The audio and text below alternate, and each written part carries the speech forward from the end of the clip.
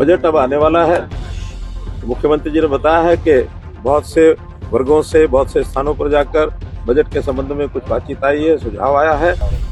देखिए, जिस किसी के पास मुद्दे नहीं होते तो ऐसे ही अंधेरे में तीर चलाने का विपक्ष का एक स्वभाव रहा है। अभी मेट्रो की एक लाइन कुंडली तक हमने की है, अब इसी प्रकार से पलवल तक वो योजना बनने वाली है। RRTS जो है गुरुग्राम से होकर के और अपनी प्लानिंग के लिए जा रहे हैं, किन विषयों पे आगे आपका क्या प्लान है? देखिए, आज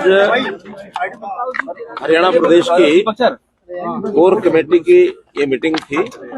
कोर कमेटी की मीटिंग का एक नियम है, लगभग 1.5-2 महीने बाद जो प्रमुख नेता है प्रदेश के वो सब मिलते हैं और उसमें जो पिछला अभी तक का प्रदेश के अंदर जो कार्यक्रम चल रहे हैं, जो योजनाएं चल रही हैं, उस पर भी चर्चा होती है, आगामी विषयों पर भी चर्चा होती है। कोई कोर कमेटी में निर्णय नहीं होते हैं और न ही निर्णय करने का कोई कोर कमेटी को अधिकार होता है। केवल चीजों को एनालिसिस किया जाता है, उसका विश्लेषण किया जाता है। हाँ, इस बार चूंकि बजट अब आने वाला है तो मुख्यमंत्री जी ने बताया है कि बहुत से वर्गों से, बहुत से स्थानों पर जाकर बजट के संबंध में कुछ बातचीत आई है, सुझाव आया है। कोर कमेटी के सदस्यों को भी कहा गया है कि उनके भी कुछ सुझाव होंगे तो वो बताएंगे। अभी विधायकों की बैठक भी उन्होंने करनी है ताकि सबसे, क्योंकि जो से बजट की कंसल्टेशन मीटिंग्स मुख्यमंत्री के नाते से लगातार हर वर्ष होती ही हैं, वो करनी ही होती हैं। उसी में से एक अच्छा बजट बन करके निकल करके आए, इसकी सब चर्चा होती है। कुछ कार्यक्रमों की भी चर्चा हुई, जैसे अटल जी का ये शताब्दी वर्ष जैसे चल रहा है, उस संबंध में क्या क्या कार्यक्रम हुए। इसी प्रकार से आत्मनिर्भर भारत, उस नाते से कार्यक्रमों की ये भी चर्चा हुई है, क्या कार्यक्रम हो गए, क्या आगे होने वाले हैं। 12 जनवरी को जो इस समय वर्तमान में राष्ट्रीय अध्यक्ष जो हमारे बने हैं, कार्यकारी राष्ट्रीय अध्यक्ष नितिन नवीन जी, उनका एक दिन का दौरा गुरुग्राम में है। उस कार्यक्रम का अच्छा प्रभावी ढंग से वो कार्यक्रम हो जाए, उसकी भी चर्चा हुई है। तो ऐसे सब कार्यक्रमों की चर्चा होती है और आगामी भी इस प्रकार के जो काम और रह गए हैं, बाकी होने वाले हैं, सब लोग उसको ठीक से कराएं।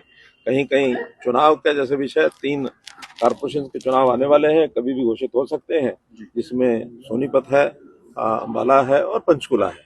तीनों कारपोरेशन के चुनाव, क्योंकि उनका कार्यकाल पूरा हो चुका है, उस चुनाव की तैयारी के नाते से भी यहाँ जिम्मेवारी लगा दी जाएगी। प्रदेश अध्यक्ष हमारे उनकी जिम्मेवारियां लगाएंगे ताकि उसको आगे बढ़ा करके काम को चलाएं। सर, वीपी जी राम जी को लेकर लगातार विपक्ष अभी भी निशाना साध रहा है, क्या लगता है क्यों आखिरकार उनको समझने उनको सही नहीं लग रहा अभी तक, ये क्यों वो नहीं इसको एक्सेप्ट कर पा रहे? देखिए, जिस किसी के पास मुद्दे नहीं होते तो ऐसे ही अंधेरे में तीर चलाने का विपक्ष का एक स्वभाव रहा है। बल्कि बहुत सी चीजें ऐसी जो उनके समय की योजनाएं थी उसमें और अच्छी जोड़ करके वीपी जी राम जी का ये जो कार्यक्रम बनाया गया है, इसमें बहुत से नए पहलू जोड़े गए हैं। जैसे उसके अंदर एक तो 100 दिन की बजाय 125 दिन का एक उनको अवसर मिलेगा, सभी ऐसे वर्ग के लोगों को जिनको रजिस्टर किया है, जिनको मजदूरी, जिनको दूसरा, ये सारे काम अब ग्राम सभा में तय होंगे। जो पहले किसी भी लेवल पर तय हो जाते थे और उनको काम मिलता था, नहीं मिलता था, वो अपने अपने तरीके से चाहते लोगों को काम देते रहे होंगे। लेकिन अब सब चीज ऑनलाइन होगी और ऑनलाइन में सब लोगों को जो रजिस्टर्ड है उनको काम मिलेगा। तीसरा, इसमें एक समय किसानों के लिए ये तय करेगी, जो भी प्रदेश है वो नोटिफाई करेगा कि ये 60 दिन ऐसे हैं जिसमें इसका आधार पर काम जो है नहीं ना दे करके किसानों के लिए मजदूर उपलब्ध रहे, उनका काम पूरा हो सके। ये भी एक बहुत बड़ा काम दिया गया है। और इसी में 60% अब केंद्र का योगदान होगा, 40% प्रदेशों का योगदान होगा। उसमें प्रदेश थोड़ा और अच्छे प्रकार से उसको मॉनिटर कर सकेंगे, ठीक प्रकार से काम कर सकेंगे, उनका भी उसमें भागीदारी रहेगी। सर, विपक्ष यही कह रहा है कि 40% तो आप लोगों ने स्टेट पे डाल दिया और सेंटर ने अपना बोझ कम कर लिया, इसलिए मजदूरों का नुकसान होगा। देखिए, इसमें अगर स्टेट ने 40% का योगदान यहाँ करना है और केंद्र यहाँ कुछ कम करेगा, केंद्र और योजनाओं पर देगा। केंद्र की ओर से दिया जाने वाला पैसा ये तय होता है कि हर प्रदेश को कितना पैसा देना है, वो एक स्कीम में दे अथवा दूसरी स्कीम में दे, उसमें कोई अंतर नहीं है। क्योंकि जितना भी केंद्र का अपनी आय होती है, इनकम होती है, जो रेवेन्यू आता है, उस रेवेन्यू का एक पोर्शन हर एक स्टेट को दिया जाता है, वो फिक्स है। अगर यहाँ कम किया है तो कहीं और बढ़ाएंगे, उतना पैसा उनको मिलेगा ही। लेकिन इस योजना में प्रदेश भी जिम्मेवारी से काम कराएं, इसलिए जिम्मेवारी के नाते से उनकी थोड़ी जिम्मेवारी बढ़ाई है। 10% तो पहले भी देते ही थे, इसलिए इसको 40% करने के बाद तो प्रदेश को पैसा कम नहीं मिलेगा तो किसी और योजना से ज्यादा मिलेगा। सर 28 साल ये भी कह रहा है कि योजना के अस्तित्व पर सवाल खड़ा हो रहा है। हरियाणा आपसे भी उम्मीद रखता है और आप पिछले दिनों कई योजनाओं में गए थे, 2 बड़े महत्वपूर्ण विभाग है और जब हरियाणा से आते हैं तो निश्चित तौर पर हरियाणा को आपसे उम्मीद भी रहती है।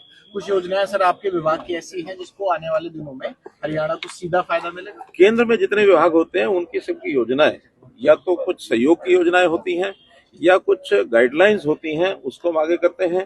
जो केंद्र के योजनाओं में सभी को प्रायोरिटी सब प्रदेशों को मिलता है, ऑन डिमांड कुछ नहीं मिलता है। किसी प्रदेश की कोई डिमांड होती है तो अगले बजट में रखी जाती है। आज हम भी अपने नए बजट केंद्र सरकार में, चाहे हमारा पावर डिपार्टमेंट हो अथवा महुआ डिपार्टमेंट यानी अर्बन डेवलपमेंट का हो, उसमें नई योजनाएं सारी केंद्र के बजट के अंदर शामिल करने के लिए हमने अपनी ओर से सुझाव दिए हैं। तो योजनाएं शामिल होकर के आएंगे, उनको सबका लाभ मिलेगा। इसलिए वहाँ ऑन डिमांड हमारे पास उतना कोई अधिकार नहीं होता कि हम ऑन डिमांड चीजों को दें। नए प्रकल्प कुछ केंद्र के ऐसे विभाग हैं जो सैंक्शन करते हैं, कहीं कहीं करने होते हैं, वो उसमें कोई पावर का कोई ऐसा काम नहीं है, ना कोई महुआ का ऐसा काम है कि कोई बड़ा प्रोजेक्ट किसी जगह हम ले जाके और स्थापित करें। पावर सबको पूरी मिले। भारतवर्ष में अब कोई प्रदेश ऐसा नहीं जिसके पास पावर की कमी हो, बल्कि इस समय भारत जो है डेफिसिट भी नहीं रहा, सफिशिएंट के अलावा पावर सरप्लस हो गया। और सरप्लस के नाते हम अपने देश से पावर जितनी ज्यादा बनती है, आवश्यकता कम होती है, उसको हम एक्सपोर्ट करना हमने शुरू किया है। हमने इसको नेपाल में पावर देनी शुरू कर दी है, भूटान को दिया है, बांग्लादेश को दी है, आगे श्रीलंका भी हमसे पावर मांग रहे हैं और एक रास्ता हम यूएई और दुबई उसके लिए भी खोल रहे हैं ताकि हमारी पावर की आवश्यकता कहीं हो अथवा कभी उधर पावर ज्यादा हमको एक समय के हिसाब से आवश्यकता हो, क्योंकि सौर ऊर्जा ये अलग अलग समय में अलग अलग देशों में होती है, सूर्य के हिसाब से होती है। जब सूर्य हमारे यहाँ यानी चमक रहा है और उसका समय है और दुबई में नहीं है तो हम देंगे। दुबई में सूर्य है, हमारे यहाँ छुप गया तो और उनसे भी लेंगे। तो बार्टर सिस्टम भी होता है, इसलिए पावर में हम सेल्फ सफिशिएंट हैं। जहाँ तक शहरी विभागों की योजनाएं हैं, वो सब योजनाएं भी सब अच्छे प्रकार से हरियाणा में चल रही है, कहीं कोई दिक्कत नहीं है। चाहे वो मकानों की बात है, PMAY है और मेट्रो की भी जहाँ जहाँ से डिमांड आती है हम उसको पूरा करते हैं। अभी मेट्रो की एक लाइन कुंडली तक हमने की है, अब इसी प्रकार से पलवल तक वो योजना बनने वाली है। RRTS जो है गुरुग्राम से होकर के और भावल तक वो सैंक्शन हो गई है, करनाल तक सैंक्शन हो गई है।